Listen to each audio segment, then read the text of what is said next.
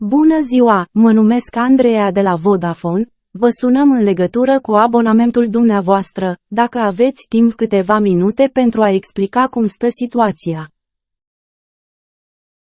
Dacă sunteți de acord, vă rugăm rostiți da sau nu. Am înțeles că ați rostit da.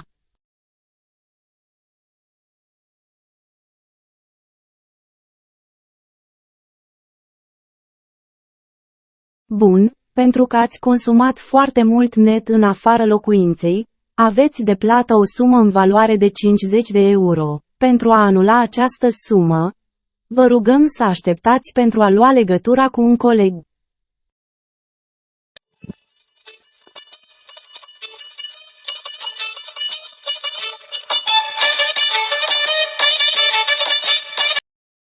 Din păcate,